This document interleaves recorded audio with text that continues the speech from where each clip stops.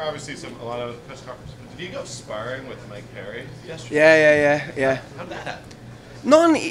I didn't get the gist of what he said. We were at the press conference, and he said, "Till, do you fancy a spar after the press conference?" And I thought he meant a spar, like a sauna and a steam. So I said, "Yeah, sound." And then when we got to the hotel, he was like, "So you ready? Gloves and that?" And I went, "What do you mean?" He went, "No, sparring." No, I went, "Oh, you want to spar?" He went, "Yeah." I went, "Fucking hell." So I said, "I'll go and get some gloves and we can go to the workout room." So we just went to the workout room. We just done a bit of shadow boxing, and then we just had a few rounds of like just a little bit, like a little bit of sparring. It was good, mate. He's a fucking terrific fighter, and one day me and him will meet. So yeah, good sparring. He gave me a few good punches to the face. Yeah, I mean, you guys used to have a bit of a rivalry. You yelled at each other and all that, but it's all friendly now. It's fun. I've got rivalry with everyone. Anyone who steps on my way, I've got rivalry with them. There's a big difference between respect and rivalry. Like, I respect everyone who's a fighter, but yeah, he is a part out of fighting a nice person. So,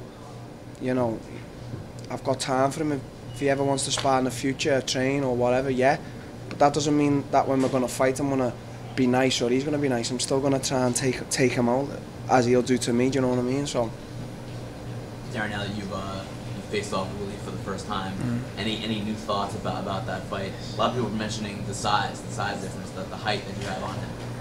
Yeah. And the biceps too. I didn't see no fear in his eyes, but I just sensed a little bit of doubt, and I work off a lot of energy, and I just sensed a little bit of doubt that he didn't want to be at that press conference. He didn't want to be there fighting me in particular. That's what I felt. No fear for sure, but just a tiny bit of doubt. So I'm gonna work on that, for my advantage, and we'll see where it goes. But yeah, he was game and I was game, and I just looked into the eyes of another man I want to hurt. Do you think that the doubt came from maybe just seeing how big you were? Most probably, yeah. It's because I'm like the same size as like Stephen Thompson and that, but it's like my attributes, my back, like the way I carry myself. A lot of fighters, they carry themselves with shoulders forward, sort of in a slouch position. When I walk with my shoulders back, and when I'm facing off, I don't face off like that. I face chin in the air, sort of as if to say, give me your best shot. So, it's all about presence. I spar with a lot of heavyweights, and I always say that I make them feel small. It's about presence and energy, so that could play a factor in it. Does any part of you kind of feel for Covington a little bit, because he won the interim title, was kind of his shot, and then I guess it didn't work out for him? Listen, you can just start calling me the honest ape. Like, I'm honest, yeah. It's saddening. He does definitely deserve a shot at the title. Apart from him being a cunt, yeah, he ain't that right. I'll always tell the truth, but there's a certain side to things. I don't know the logistics, but I know that he was meant to have been injured, and also he wanted to fight on his terms, his date, his terms. Listen, the champion's ready to come back. You have to do what the champion says. That's how it goes. Woodley's the kingpin of this division. So whatever went on there, politics-wise, I was willing and ready. Whether anyone thinks I deserve a title shot or not, I was the first fucking person to say I didn't deserve a title shot. If the UFC come to me and say, do you want to fight Darren Woodley, I'm not going to turn it down. So, I beat Woodley, Colby gets his shot at me. Are you doing things different at this point, with the fight a month out, than you were last fight in terms of managing your weight, in terms of getting down? Yeah, two certain factors, training-wise and weight-wise. I'm training a lot harder. I think this is better for me being such a short camp, because training it just wears on your body. So when I'm starting a 10-12 week camp, I spar 3 or 4 times in a week. It just takes its toll on your body. Right now, there's nothing to really think about. It's just train hard every day. I'm even training Saturdays and Sundays. Like, usually I just rest, but I'm just going to train right up into fight. And I want to get my weight lower, before fight week. I usually go into fight week with a lot of weight to lose. I've always done it. I've always managed it. But this time I want my weight lower. Everyone knows, it's no secret that I'm not going to be at welterweight forever. So, these next few fights at welterweight, and then it's a middleweight debut. Have you ever fought like in any discipline or competed at all in America? Never. The closest is Canada. I fought for ISK world title in Victoria. That's the closest. You know, I'm already sitting at the front row in press conference, and I've never been to America. You know, the rise is only beginning now in America. It's time to crack it now. The Americans, some know me. Everyone will know me soon. I heard that you're going to be finishing out your camp in Vegas, right, in the UFC PI. Yeah. Is that true? Yeah, there's one main factor in that. The big factor being, as I've just mentioned, is recovery. You know, I went there. I was impressed with the facility they've got recovery wise. You know, I'm the type of guy, I'm like old school. I train, and if there's an injury or something, I just throw some ice on it and be done. I put everything to the back of my mind. You know, so right now I want to work more on recovery for this fight. I want to train hard, but then recover quick. You know, it's a 25-minute fight, so every round you've got to be recovering. So that's the main reason why I'm going out there and taking my whole team, and we're going to work hard for the next 5 weeks. I guess you can probably use the nutrition there too. You can use yeah, exactly. The athletes eat for free.